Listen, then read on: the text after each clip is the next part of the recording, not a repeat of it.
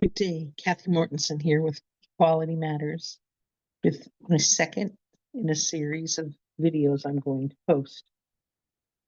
Today's topic is on a Copernicus moment, where, and if you remember Copernicus, he was a scientist way back when, and he was in conflict with the church at the time.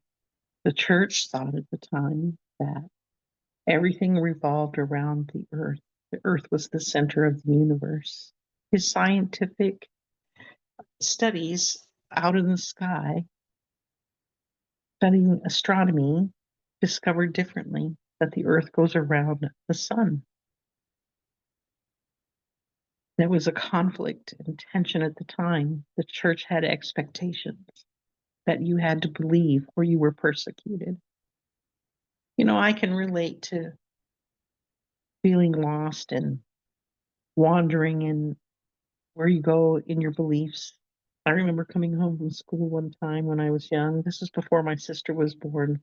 My mom was helping my two little brothers, and just feeling like I didn't matter at all. I wasn't the center of the universe at all. No one cared for me at all. Packed my bags, walked down the sidewalk. And then you realize, what will you eat for dinner? The dawning starts to come. And I quietly snuck back in with my bags and unpacked my clothes. Things kind of have to dawn on you. Our beliefs and our feelings are real for us. And sometimes they have to shift. So my focus about Copernicus and my story has to do with an executive order issued today that all citizens in the United States have to declare from conception they're male or female. That ignores the science of how an embryo develops and what can happen for embryos.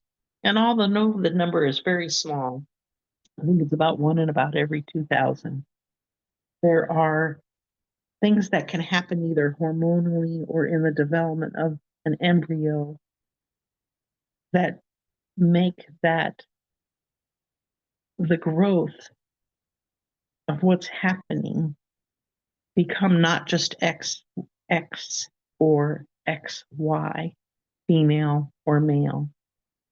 We do know, and I know people personally who are intersex or who've grown up, they were called male at birth or female at birth, and now declare, but I'm really female or I'm really male.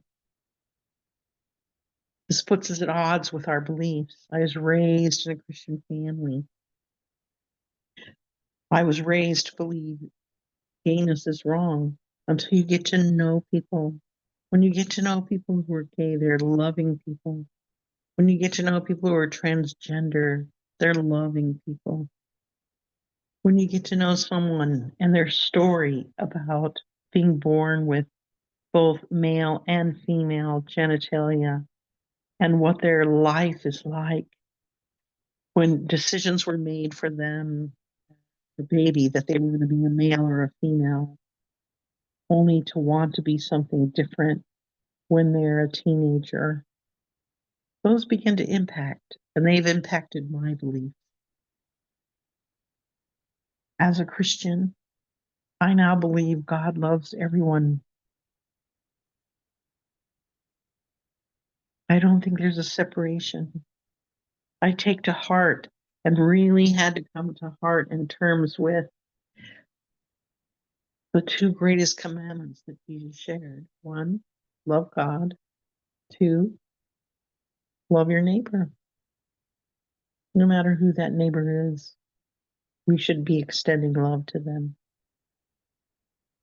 So I hope we can find resolution to this issue that's creating so much tension between Christians, between ourselves, within the families that I know. When we look at someone who is gay or transgender as evil, when we look at the biology and the science It's time. It's time for another Copernicus moment for us to come together. As a clergy member, I am part of the Clergy Letter Project. And this project has clergymen commit to agreeing that science and religion can coexist. There are Christian clergymen who've signed, men and women, Jewish, Buddhist, and humanist atheists. Atheists who might be agnostic or don't necessarily believe in God, but they do believe that there's a way to come together to better humanity. And I think that's what this Copernicus moment is about, to allow humans to be who they are inside. They're created. They have a connection to God if you're a believer, or if you're a humanist. They are worthy human beings. So my wellness tip for the day, and I'm going to read it. It's just a small little meditation about breathe in and breathe out to start with. And you can end it with either journaling or continuing to think about it or reaching out to someone.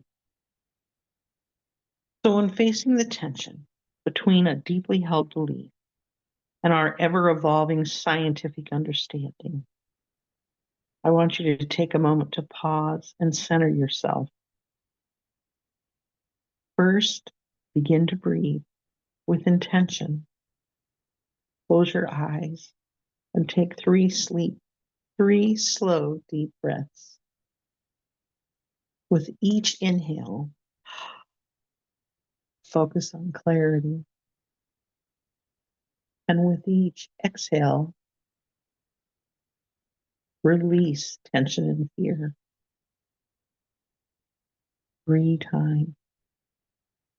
In, clarity. Out, release tension or fear. Place one hand on your heart and another on your stomach. Acknowledge this moment. It's a moment of growth, not opposition. Whisper to yourself, I am capable of holding space for complexity and compassion. Seek connection. As you're contemplating with your eyes closed, reflect on how love, respect, and curiosity can guide you to listen deeply, both within and to others, even in disagreement.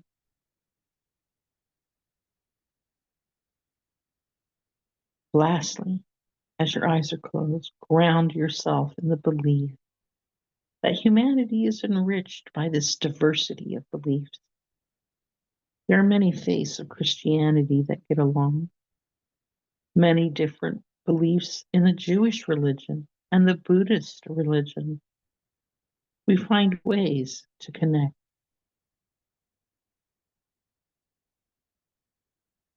When you're done with your contemplation, now act with purpose.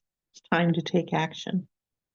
Whether you write about it as you sort through your belief, or you reach out and support another, or simply hold an open mind, reminding yourself that small intentional actions build bridges over divides. We can allow both tension and growth to coexist peacefully within. I'm not asking you to change your belief. If your belief is strong that transgender are is a lie,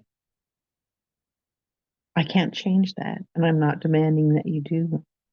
But I do ask that you reflect on it and allow some of the science, study the science of what can happen.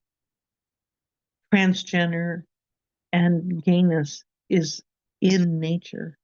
The more we study nature, the more that we're learning. So may you be open to more Copernicus moments where we can come together.